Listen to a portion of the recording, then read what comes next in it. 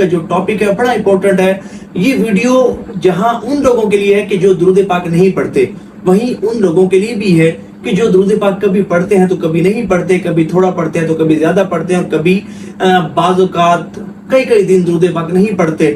اور ان کے لیے بھی ہے کہ جو درود پاک توجہ کے ساتھ پڑھتے ہیں تاکہ ان کو بہت زیادہ موٹیویشن ملے کہ جو مستقل مزاجی سے پڑھتے ہیں جب وہ بھی اس کو سنیں گے تو ان کے اعتقاد میں درود پاک کی محبت میں بہت زیادہ اضافہ ہوگا. سب سے پہلے بات کرتے ہیں ان لوگوں کی کہ جو درود پاک نہیں پڑھتے، ان کو پتہ ہی نہیں ہوتا کہ درود پاک کتنا بابرکت وظیفہ ہے. اچھا، زندگی ٹینشنوں میں گری ہوتی ہے، مصیبتوں میں، تکلیفوں میں، طرح طرح کے مسائل میں گرے ہوتے ہیں، لیکن پھر بھی درود پاک نہیں پڑھتے کیونکہ ان کو پتہ ہی نہیں ہوتا کہ درود پاک کتنا بابرکت وظیفہ ہے، کس طرح بندے کی لائف چینج ہو جاتی ہے، زندگی بدل جاتی ہے، بندے کی روحانیت بدل کے رکھ دیتا ہے. درود پاک کا وظیفہ ایسا بابرکت وظیفہ ہے. دیکھیں حدیث طیبہ میں آیا کہ حضور نبی پاک علیہ السلام نے ارشاد فرمایا کہ جو شخص کسی پریشانی یا مصیبت میں مبتلا ہو وہ کثرت سے مجھ پر درود پاک پڑھے، کیونکہ درود پاک پریشانیوں، دکھوں اور مصیبتوں کو لے جاتا، رزق بڑھاتا اور حاجتیں بھر لاتا ہے. ایسے ہی ایک شخص تھا جو حضور نبی پاک علیہ السلام پر درود پاک نہیں پڑھا کرتا تھا، تو اسے خواب میں حضور صلی اللہ علیہ وآلہ وسلم کی زیارت نصیب ہوئی، لیکن حضور نے اس کی طرف توجہ نہ فرمائی. تو اس نے عرض کیا، یا رسول اللہ صلی اللہ علیہ وآلہ وسلم، کیا آپ مجھ سے ناراض ہیں؟ تو حضور نبی پاک علیہ السلام نے ارشاد فرمایا، نہیں. تو پھر اس نے عرض کی، پھر میری طرف توجہ کیوں نہیں فرما رہے یا رسول اللہ صلی اللہ علیہ وآلہ وسلم؟ تو حضور نے فرمایا کہ میں تمہیں نہیں جانتا. اس نے عرض کی، حضور آپ مجھے نہیں جانتے؟ آپ تو ایک شفیق باپ سے بڑھ کر اپنے امتیوں پر مہربان ہیں، اور علماء نے فرمایا ہے کہ آپ اپنے ہر ایک امتی کو پہچانتے ہیں، اور آپ فرما رہے ہیں کہ آپ مجھے نہیں جانتے. تو حضور نبی پاک علیہ السلام نے ارشاد فرمایا کہ بے شک علماء نے ٹھیک کہا، لیکن تم نے مجھ پر درود بھیج کر اپنی توجہ میری طرف نہیں دلائی. میں اپنے امتیوں کو ان کے درود پاک کی کثرت کرنے کے سبب پہچانتا ہوں.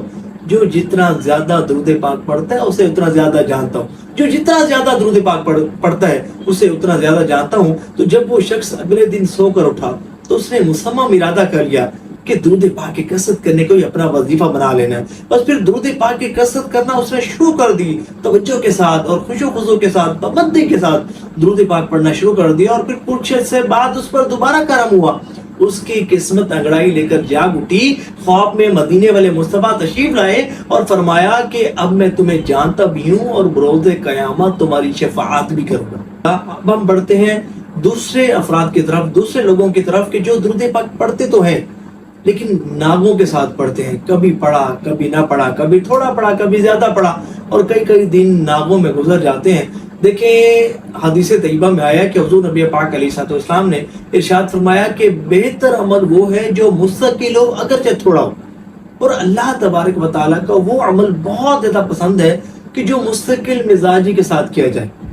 اب ہم چاہتے ہیں کہ ہم پر اللہ کی رحمتوں کا بھی نزول ہو، حضور نبی پاک علیہ السلام کی توجہ بھی نصیب ہو، حضور کا قرب خاص بھی نصیب ہو، ہماری جو وہ زندگی سنور جائے اور ہماری لائف میں پازیٹیو چینجنگز آنا شروع ہو جائے اور ہمیں حضور نبی پاک علیہ السلام کی زیارت بھی نصیب ہو. لیکن ہم کبھی درود پاک پڑھتے ہیں کبھی نہیں پڑھتے. تو درود پاک کی کثرت یہ حضور نبی پاک علیہ السلام کے قرب خاص کے حصول کا بہترین ذریعہ ہے.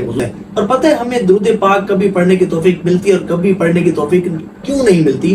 اس کی وجہ گناہوں کی نحوست ہوتی ہے کہ جب ہم بکثرت گناہ کرتے ہیں، جب اپنی آنکھوں کو حرام سے پر کرتے ہیں، جب ہم اللہ کی نافرمانی کرتے ہیں، جب جو ہے وہ نمازوں کی پابندی نہیں کرتے، اور جب ہم جو ہے وہ والدین کی نافرمانی کرتے ہیں، جب حرام غذا ہم اپنے جسم میں داخل کرتے ہیں تو ہم عبادات سے محروم کر دیے جاتے ہیں، پھر عبادات کے خشوع خضوع سے بھی محروم کر دیے جاتے ہیں. میں کہنا یہ چاہتا ہوں کہ گناہوں کی نحوست یہ اتنی بری نحوست ہے کہ جس کے سبب بندہ عبادات سے اور درود پاک کی کثرت کرنے سے محروم کر دیا جاتا ہے. اگر آپ کو درود پاک پڑھنے کی توفیق نہیں مل رہی تو آپ اپنے گناہوں سے سچی پکی توبہ کریں.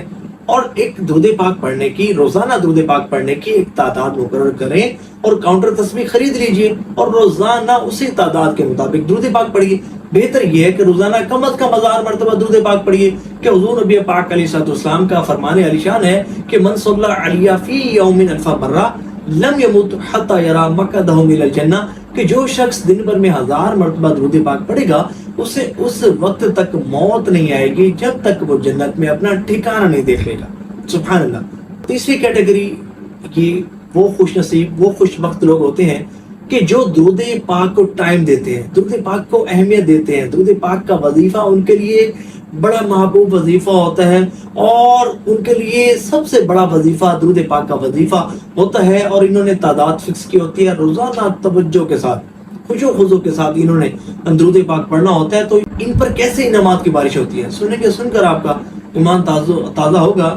ایک بزرگ گزرے ہیں حضرت سید رحمت اللہ تعالی علیہ، آپ کی یہ عادت تھی کہ جب بھی آپ سونے کے لیے بستر پر تشریف لاتے نا تو ایک مخصوص تعداد میں درود پاک پڑھا کرتے تھے، ایک متعین تعداد میں درود پاک پڑھا کرتے تھے۔ تو ایک دن جیسے تعداد پوری کی، آنکھ لگ گئی۔ آنکھ کیا لگی کہ گویا کہ قسمت انگڑائی لے کر جاگ اٹھی، خواب میں مدینے والے مصطفیٰ صلی اللہ علیہ وآلہ وسلم تشریف لائے اور فرمایا کہ وہ منہ میرے قریب لاؤ کہ جو کثرت سے مجھ پر درود پاک پڑھتا ہے، وہ منہ میرے قریب لاؤ جو کثرت سے مجھ پر درود پاک پڑھتا ہے۔ آپ فرماتے ہیں کہ مجھے شرم سے آنے لگی، بس میرے حضور نے میرے رخسار کو بوسہ دیا، میرے حضور نے میرے رخسار کو بوسہ دیا، میں بیدار ہو گیا۔